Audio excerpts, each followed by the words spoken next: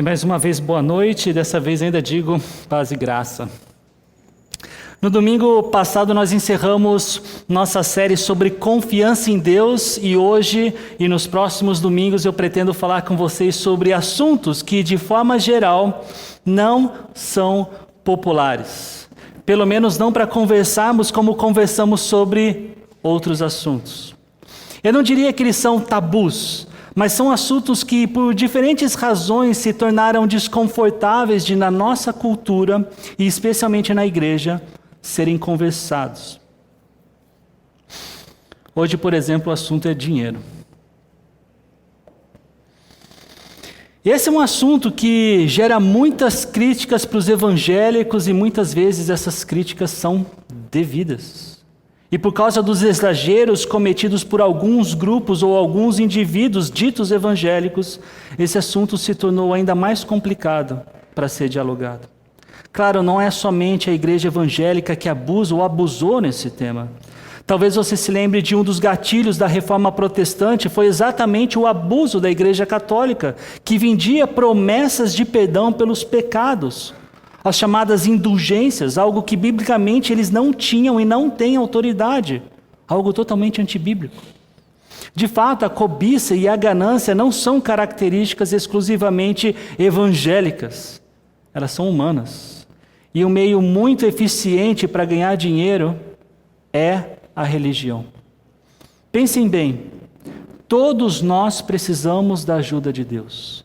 E tem muita gente se aproveitando disso para vender a ajuda de Deus. E também tem muita gente pronta para pagar pela ajuda de Deus. A nossa comunidade, a Igreja Batista Fonte, é um grupo evangélico e abuso de outras igrejas evangélicas acaba refletindo aqui.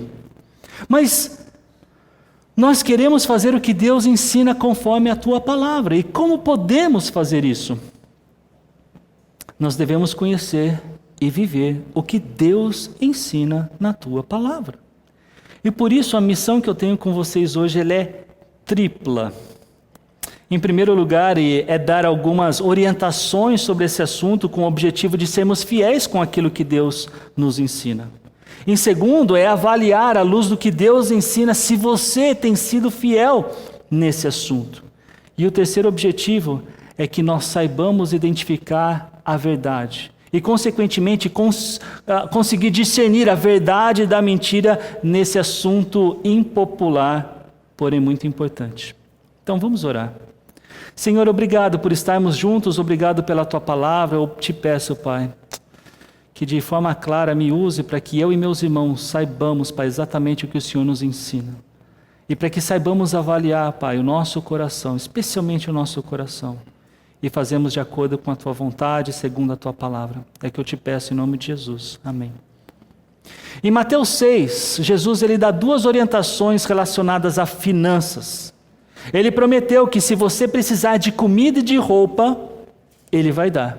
Nos versículos 31 e 32 nós lemos: portanto, não se preocupem dizendo, que vamos comer, ou que vamos beber, ou que vamos vestir, pois os pagãos é que correm atrás dessas coisas, mas o Pai Celestial sabe que vocês precisam delas. E foi por isso que Paulo escreveu para Timóteo o seguinte: por isso, tendo o que comer e com o que vestir-nos, estejamos com isso satisfeitos. Continuando no texto de Mateus, Jesus ele disse no versículo 33, busquem, pois, em primeiro lugar o reino de Deus e a sua justiça, e todas essas coisas lhes serão acrescentadas. Ou seja, se você buscar Deus, sua justiça e o seu reino, Deus cuidará das suas roupas e da sua comida. Agora, lembrem-se, Deus não prometeu, seguramente não prometeu, casa nova, carro zero, viagem para o Beach Park, viagem para o Beto Carreiro, celular novo, e pode colocar um monte de coisa nessa lista. Infelizmente, aqueles que não sabem disso, que não conhecem a extensão da promessa de Deus nesse assunto, eles não percebem que se tornam vulneráveis às armadilhas dos falsos mestres. No capítulo seguinte de Mateus, no capítulo 7, nós lemos o alerta dado por Jesus, que disse no versículo 15, Cuidado com os falsos profetas. Eles vêm a vocês vestidos de peles de ovelhas, mas por dentro são lobos devoradores. Falsos profetas estão disfarçados, e uma boa forma de discerni-los dos verdadeiros profetas, aqueles que pregam a palavra de Deus, é exatamente pela ganância ou pela sua cobiça. Vejam como o apóstolo Pedro falou disso. No passado surgiram falsos profetas no meio do povo, como também surgirão entre vocês falsos mestres. Estes introduzirão secretamente heresias destruidoras, chegando a negar o soberano que os resgatou, trazendo sobre si mesmos repentina destruição. Muitos seguirão os caminhos vergonhosos desses homens, e por causa deles será difamado o caminho da verdade. Em sua cobiça, tais mestres os explorarão com histórias que inventaram. Há muito tempo a sua condenação paira sobre eles, e a sua destruição não tarda. Cobiça, esse desejo desmedido por alguma coisa, é uma característica dos falsos mestres, dos falsos profetas. Por outro lado, a Bíblia ensina que não conseguimos distinguir entre os verdadeiros crentes e os falsos crentes. Jesus disse que na igreja tem o trigo e o joio. Tem o trigo com cara de joio e o joio com cara de trigo. E a passagem de Mateus 7, ela não nos ensina a reconhecer quem são os crentes verdadeiros, mas sim quem são os falsos profetas, que é o tema do contexto de Mateus 7. Vejam, vocês reconhecerão os falsos profetas por seus frutos. Pode alguém colher uvas de um espinheiro ou figos de ervas daninhas? Semelhantemente, toda árvore boa dá frutos bons, mas a árvore ruim dá frutos ruins. A árvore boa não pode dar frutos ruins, nem a árvore ruim pode dar frutos bons. Toda árvore que não produz bons frutos é cortada e lançada ao fogo. Assim, pelos frutos dos falsos profetas, vocês os reconhecerão. É pelo fruto, ou pelos frutos dos falsos profetas que os reconheceremos. E prestem, mas prestem mesmo, muita atenção na sequência do texto. Nem todo aquele que me diz, Senhor, Senhor, entrará no reino dos céus, mas apenas aqueles que fazem a vontade de meu Pai, que está nos céus. Vejam, não é porque alguém diz Senhor, Senhor é que entrará no reino dos céus. Não é porque uma pessoa diz conhecer Jesus é que ela é cristã. Não é porque alguém é ativo no serviço da igreja é que ela é salva. Olha os exemplos que Jesus dá. Muitos me dirão naquele dia, Senhor, Senhor, não profetizamos nós em teu nome? Em teu nome não expulsamos demônios e não realizamos muitos milagres? Percebam que os falsos mestres também dão fruto. Conforme esse texto, eles profetizavam, expulsavam demônios e realizavam milagres, possivelmente curas. Agora, muita atenção nisso, mais uma vez. Em quais igrejas vocês mais escutam sobre profecias, expulsar demônios e curas?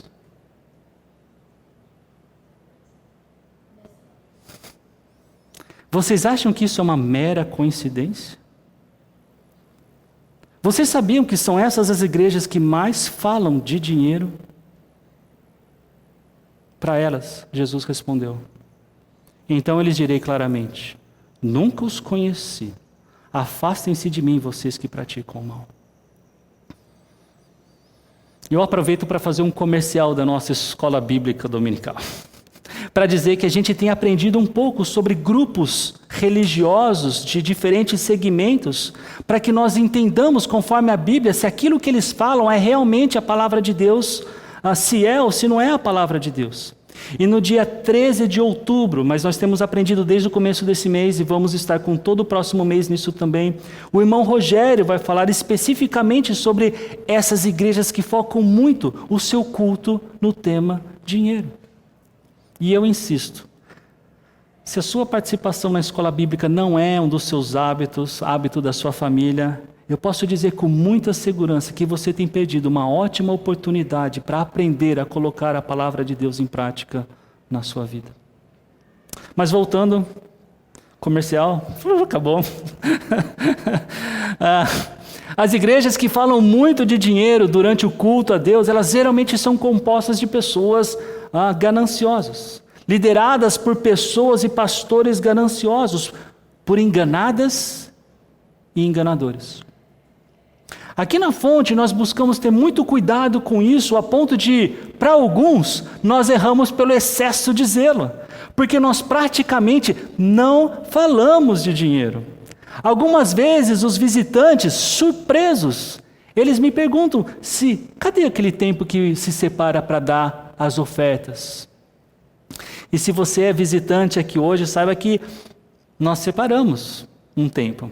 Mas a gente faz isso no segundo domingo do mês. Tem um gasofilácio que está ali paradinho ali atrás. E fique à vontade para fazer uma contribuição caso você gostaria de fazer. Se você prefere fazer virtualmente, a gente tem um cartazinho ali na parede com um QR Code que explica exatamente como isso pode acontecer. Mas saibam também que a gente entende as ofertas como um privilégio que é para todo mundo. Mas existe uma responsabilidade que não é dos visitantes. É uma responsabilidade daqueles que são membros nessa igreja, de manter as coisas no seu devido lugar, com as contas pagas, com os salários pagos, com as despesas pagas. Essa é a responsabilidade dos membros daqui. De novo, é um privilégio para todos. Mas existe uma responsabilidade para aqueles que quiseram e querem fazer parte dessa comunidade enquanto membros. Eu acredito que quando nossos corações estão agindo da forma correta, o dinheiro que a igreja precisa chega. A minha preocupação enquanto pastor não é quanto dinheiro chega, mas quanto do nosso coração nós temos dado a Deus. O problema mais comum numa igreja não é faltar recurso para pagar as contas, não é que as pessoas da igreja não têm dinheiro para contribuir, mas é faltar com o coração voltado para Deus. Como eu ouvi certa vez: mostre-me onde você coloca seu dinheiro, e eu lhe mostrarei onde está o seu coração. Meus irmãos, um dos assuntos que a Bíblia mais fala é sobre dinheiro. Ainda que não seja diretamente como nós pensamos sobre dinheiro. E por isso, para que tenhamos uma compreensão do assunto e nós consigamos discernir entre uma igreja que abusa do tema dinheiro e uma outra que trata do assunto de forma séria, é importante que nós tenhamos aqui uma visão abrangente do que a Bíblia ensina. Então, falar de dinheiro ou falar de contribuição para a igreja passa pelo assunto de ofertas e sacrifícios ensinadas no Antigo Testamento, onde, inclusive, nós encontramos o chamado dízimo, onde ofertar significa sacrificar algo de valor. E os sacrifícios da Bíblia não começam por causa da lei de Deus, a lei que ele apresentou para Moisés e Moisés levou ao povo de Deus. Mesmo antes de Moisés, que intermediou a legislação sobre como o povo de Deus deveria ofertar, nós encontramos sacrifícios, encontramos ofertas. O primeiro da Bíblia está lá em Gênesis 3, 21, onde nós lemos: o Senhor Deus fez roupas de pele e com elas vestiu Adão e sua mulher. Adão e Eva tinham pecado e por isso eles romperam a sua comunhão com Deus. Com isso, eles também começaram a ter uma visão de mundo manchada pelo pecado, uma visão que eles não estavam preparados para experimentar. Antes de pecarem, eles andavam nus e eles não tinham vergonha. Com o pecado, passaram a ter vergonha das suas nudezes. As coisas mudaram. A forma como eles enxergavam o mundo ficou diferente. Por isso eles tentaram se cobrir, no Gênesis 3:7 diz, com folhas de figueira, mas não fizeram um bom trabalho, não foi eficiente. Então no versículo 21, no nosso slide, aprendemos que Deus fez roupas de pele. Algum animal morreu para que isso acontecesse. Algum animal morreu para que Adão e Eva pudessem suprir uma nova necessidade que tinham, de cobrir a sua vergonha. Um animal morreu por causa do pecado que eles tinham cometido.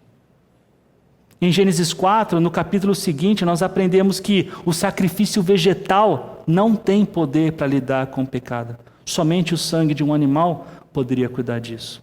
Em Gênesis 8, nós vemos Noé, que quando sai da arca, ele oferece sacrifícios de ação de graças, pela misericórdia de Deus, por ter salvado a família dele. Depois nós vemos Abraão pagando o dízimo a um cabra chamado Melquisedeque. Ele foi apresentado como o sacerdote do Deus Altíssimo. E por que Abraão pagou o dízimo? Dízimo não era algo exclusivamente da história de Israel. Ele era um tributo normal entre os reis ou os líderes, como pagamento a certas lideranças. Por exemplo, o dízimo era uma espécie de pagamento ao general de uma batalha. Ele ficava com 10% dos espólios de uma guerra, 10% daquilo que se conquistava. E o pagamento que Abraão faz, esses 10% que ele dá para Melquisedeque, ele faz para mostrar que o verdadeiro general da batalha que ele tinha lutado não era ele, mas era Deus. E essa foi a única vez que ele pagou o dízimo. O segundo pagamento de um dízimo antes da lei de Moisés, aconteceu com Jacó. Ele estava fugindo do seu irmão, de Esaú, e ele quis barganhar com Deus. Em Gênesis 28, versículos 20 e 22, nós lemos: Então Jacó fez um voto, olha o voto dele. Se Deus estiver comigo, cuidar de mim nesta viagem que estou fazendo, prover-me de comida e roupa e levar-me de volta em segurança à casa de meu pai, então o Senhor será o meu Deus.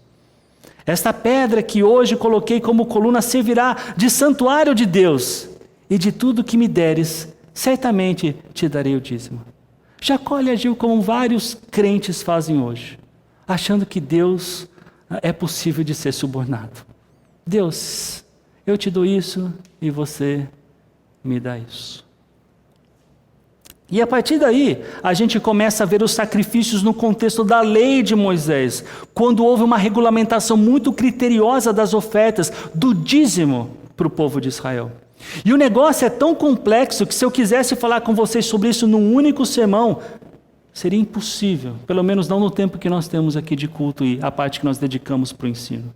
Mas para os propósitos que eu tenho para vocês, ou com vocês hoje aqui, eu preciso sobrevoar o assunto e mostrar a abrangência desse assunto. Então, de forma introdutória, saibam que os sacrifícios tinham o propósito de saciar os desejos de Deus quanto à santidade do seu povo e expiar os pecados individuais e coletivos do povo, tanto os intencionais quanto os não intencionais. No sistema sacrificial que Deus criou para o povo, ele também levou em consideração a questão social. Aqueles que eram muito pobres, eles não precisavam levar um animal para ser sacrificado. Eles levavam, por exemplo, 2 quilos de farinha. Mas tudo era queimado, tudo era sacrificado conforme Deus havia ensinado a fazer. Alguns sacrifícios, algumas ofertas aconteciam por injustiça contra Deus. Outras contra as pessoas. Por exemplo, eu pequei contra Deus, eu manchei a santidade de Deus através de alguma atitude que eu tive, eu precisava pedir perdão para Deus, eu precisava expiar o meu pecado, eu precisava sacrificar um animal para o perdão dos meus pecados. Semelhantemente, era o sacrifício quando ofendia uma outra pessoa do povo. Algumas vezes o sacrifício servia para todo o povo. Para quem se lembra, existe, por exemplo, o Yom Kippur, o dia da expiação, uma vez por ano. É daí que vem a expressão bode expiatório. Eles faziam um rito de tal forma que como o bode sai para o deserto e o pecado vai embora do povo. Esse era o dia da expiação. Haviam ritos que também precisavam de sacrifício. Quem se lembra do que Maria fez depois que ela deu à luz Jesus? Ela ofereceu 2 pombinhos. Por quê? Porque ela precisava fazer uma oferta de pureza. Também tinham sacrifícios de gratidão, sacrifícios de paz e muitos sacrifícios relacionados às festas judaicas. E isso é interessante, porque as festas não eram opcionais. Elas foram mandadas por Deus. O povo tinha que festejar. Por exemplo, e vocês conhecem essa festa, é a Páscoa. Não somente a Páscoa, a gente também tinha a festa onde tinha o maior dízimo. E acontecia nessa festa, a festa dos tabernáculos. Vejam o contexto dessa festa. No capítulo 14 de Deuteronômio, versículo 22. Separem o dízimo de tudo o que a terra produzir anualmente. E o texto continua até o versículo 27. Eu não tenho agora nos slides, mas vou ler para vocês. Comam o dízimo do cereal, do vinho novo e do azeite, e a primeira cria de todos os seus rebanhos na presença do Senhor, o seu Deus, no local que ele escolher como habitação do seu nome, para que aprendam a temer sempre o Senhor, o seu Deus. Mas se o local for longe demais e vocês tiverem sido abençoados pelo Senhor, pelo seu Deus, e não puderem carregar o dízimo, pois o local escolhido pelo Senhor para ali pôr o seu nome é longe demais, troquem o dízimo por prata e levem a prata ao local que o Senhor, o seu Deus, tiver escolhido.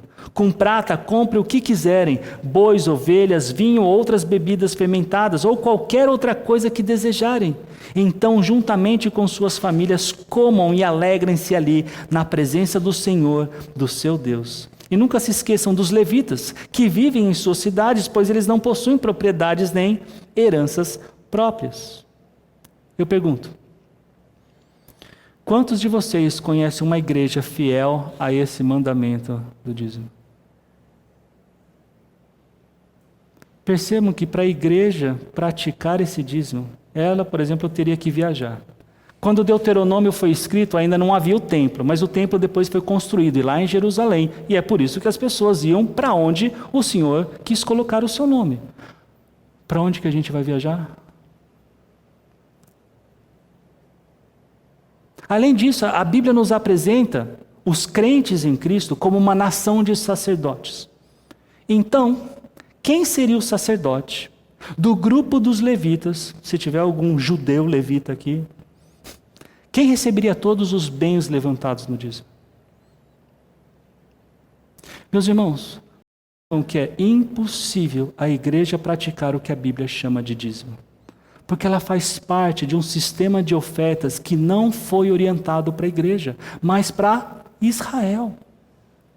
E esses sistemas de ofertas faz parte da lei, a qual é vista de forma única, é uma unidade só. Por isso não podemos ficar com o dízimo e rejeitar, por exemplo, o sacrifício de paz, ou o fato de ter que dar um cordeiro para ser sacrificado para apaziguar o meu pecado. Tudo isso é um pacote só.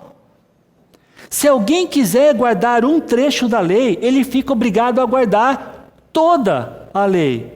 Era isso, por exemplo, que Paulo se referiu quando ele escreveu aos Gálatas, no capítulo 6, sobre a imposição da circuncisão. De novo, declaro a todo homem, eu falei 6, talvez seja o 5, homem que se deixa circuncidar, que está obrigado a cumprir toda a lei. Um outro dízimo que o Antigo Testamento se refere está lá em Deuteronômio capítulo 14, versículos 28 e 29. Vejam, ao final de cada 3 anos, tragam todos os dízimos da colheita do 3º ano e armazenem-os em sua própria cidade, para que os levitas que não possuem propriedade nem herança, os estrangeiros, os órfãos e as viúvas que vivem na sua cidade, venham comer e saciar-se, e para que o Senhor, o seu Deus, o abençoe em todo o trabalho das suas mãos. Então, por 2 anos seguidos, o povo deveria levar o dízimo para a festa dos tabernáculos lá em Jerusalém. Mas no 3º ano eles guardavam no lugar na sua própria cidade, para que os levitas, os estrangeiros, os órfãos e as viúvas pudessem se beneficiar dele. De novo, vocês conhecem alguma igreja que faz isso? De outra forma, vou colocar de outra forma, vocês conhecem alguma igreja que pega todo o arrecadamento do 3º ano e usa para promoção social? Se quiséssemos seguir a lei do dízimo conforme Deus estabeleceu para Israel, entendam que até pagar as contas de água e luz da igreja seriam desvio de propósito do recurso ofertado.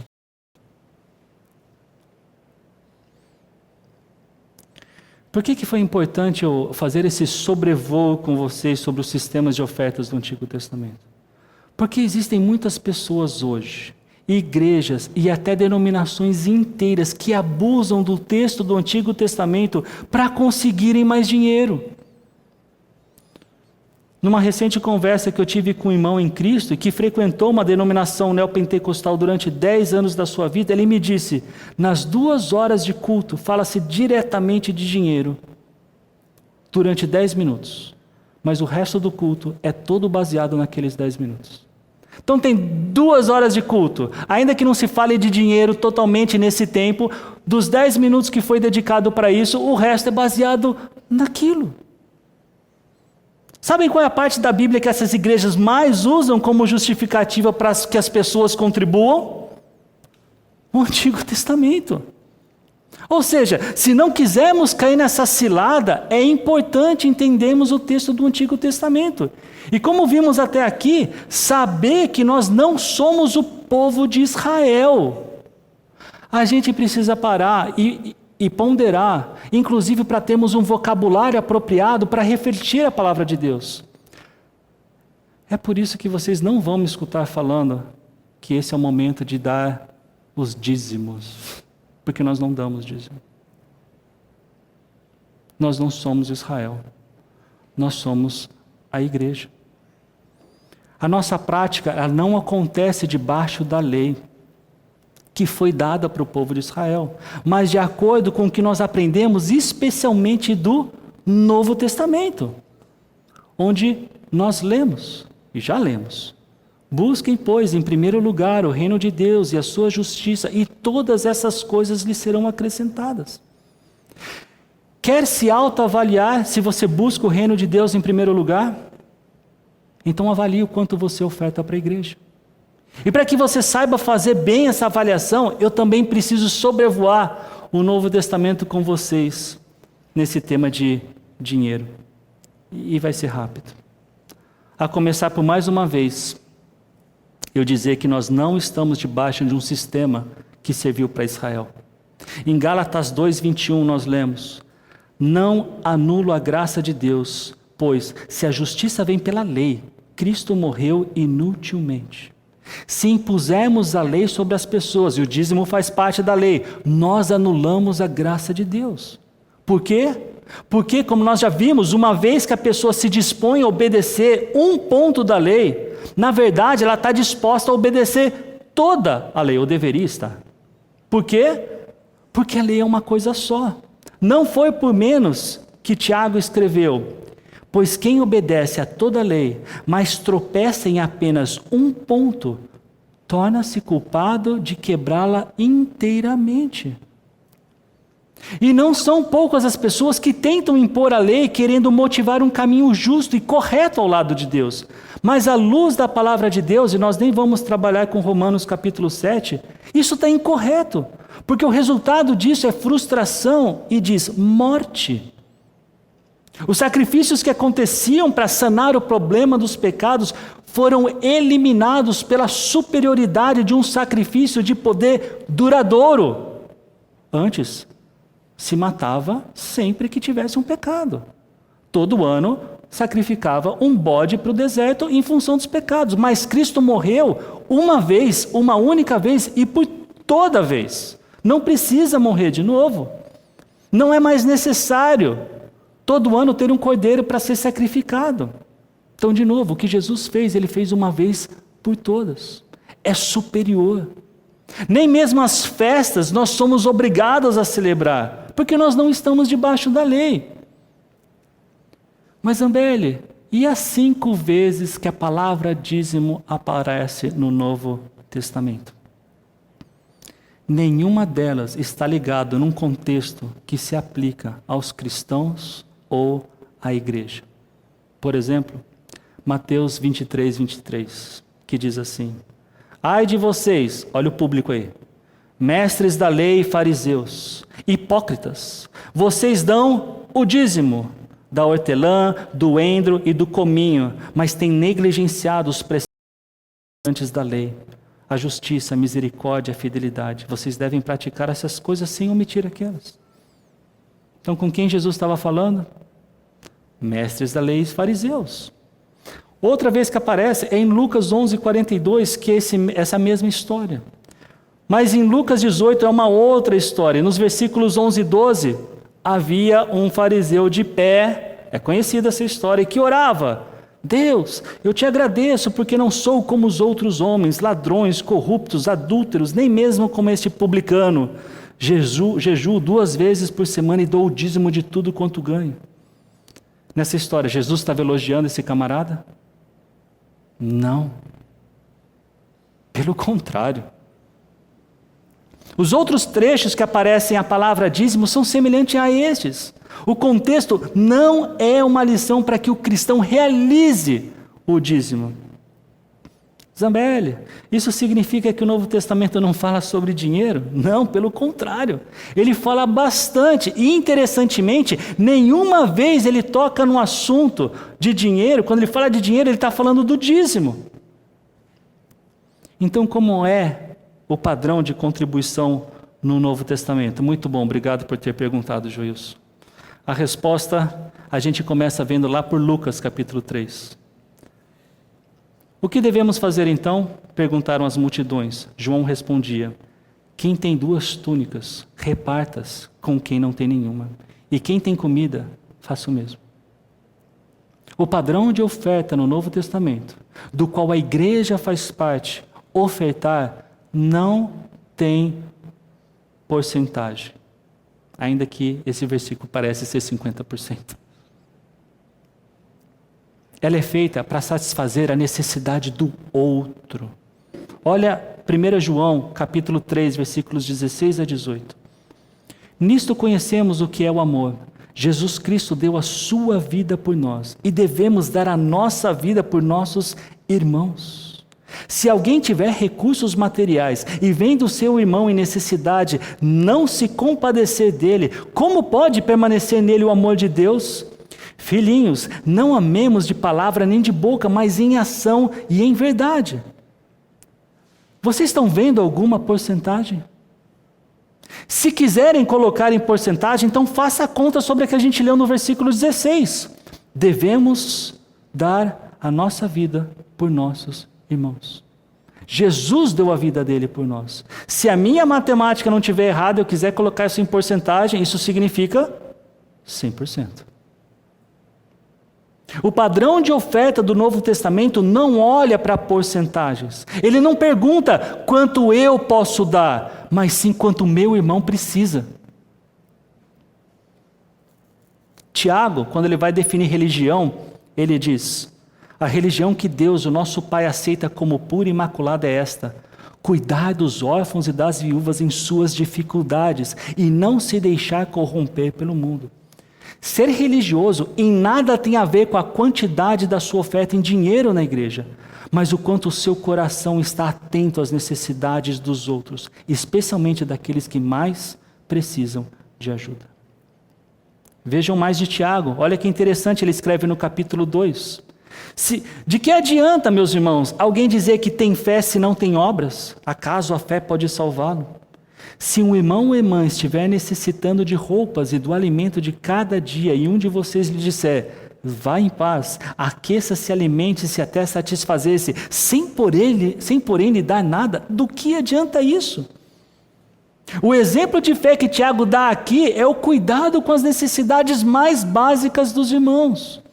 Esse é o padrão do Novo Testamento. Não é 10%, é 100% de cada um de nós. Para quando vemos alguém faltando com necessidades, como roupa e comida, tenhamos condições de compartilhar.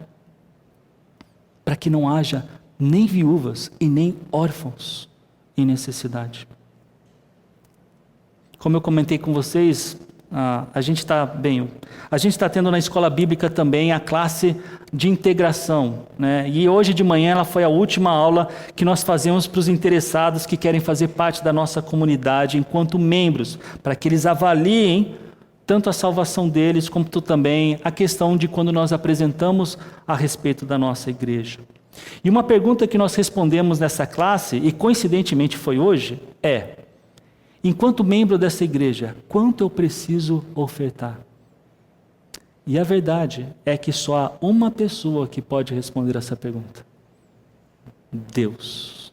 É Ele quem diz quanto cada um de nós deve ofertar. É com Ele que nós estabelecemos o nosso compromisso e nós iniciamos um processo de crescer no significado da palavra generosidade.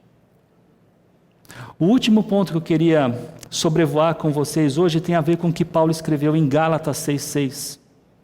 Também a ver com dinheiro, que diz: aqueles que recebem o ensino da palavra devem repartir com seus mestres todas as coisas boas. Apesar de nós não estarmos debaixo da lei e não estarmos sujeitos à lei do dízimo como o povo de Israel, que inclusive nos seus dízimos objetivava a manutenção dos seus sacerdotes, nós estamos sujeitos à graça de Deus, que nos ensina a cuidar daqueles que têm dedicado a ensinar a palavra do Senhor. Eu, na posição de alguém que ensina nessa igreja, eu digo que é um privilégio fazer parte de uma comunidade que se importa comigo, que me ajuda a ter o mesmo foco que Jesus tinha, de ensinar. E poder me dedicar integralmente ao ministério é tanto um privilégio para mim, e eu diria, quanto um privilégio para a igreja. Quanto melhor eu conhecer as Escrituras, melhor, ou potencialmente, eu posso ensinar as Escrituras. Um grande desafio que eu tenho enquanto cristão é aprender e a viver a palavra de Deus. Mas um desafio que soma muito é a tarefa de ensinar. Ou seja, enquanto pastor, eu também tenho que aprender da palavra, a viver a palavra, mas além disso, eu preciso ensiná-la e eu preciso dedicar tempo para isso. E a questão não é simplesmente estar aqui com vocês todos os domingos às 18h30 e nós fazemos o culto ao Senhor. É uma referência a eu caminhar junto com a igreja, discipulando os irmãos para que cada um de vocês se tornem discipuladores. A tarefa do ensino é tamanha que Paulo escreveu o seguinte na sua primeira carta a Timóteo: os presbíteros que lideram bem a igreja são dignos de dupla honra, especialmente aqueles cujo trabalho é a pregação e o ensino. O padrão de oferta do Novo Testamento contempla com atenção o cuidado que se deve ter com aqueles que pastoreiam a igreja de Cristo. E eu agradeço, porque eu acredito que sou bem cuidado aqui. Chegando nesse final, essas são algumas rápidas orientações bíblicas sobre um assunto bastante impopular na igreja. Um assunto que tem se tornado cada vez mais sensível, mas que não pode ser deixado de lado. A igreja carece de saber o que deve ser feito em todas as áreas da sua vida, e a financeira é uma área grande em cada uma das nossas vidas aqui. E eu imagino que vocês, que têm mais tempo de igreja, podem até estar se perguntando: mas o Zambelli não vai falar da passagem X ou Y do Novo Testamento? A verdade, meus irmãos, é que esse assunto é tão grande, como eu disse, que hoje não é o único dia que eu tratarei sobre isso, de dinheiro. Mas eu espero ter passado o mínimo suficiente e tocado em importantes verdades bíblicas para que nós pudéssemos avaliar se temos usado os nossos recursos conforme Deus nos orienta. Enquanto cristãos, a Bíblia nos orienta a cuidar financeiramente da nossa comunidade. Mas o foco não está nos muros da nossa igreja, mas nas pessoas.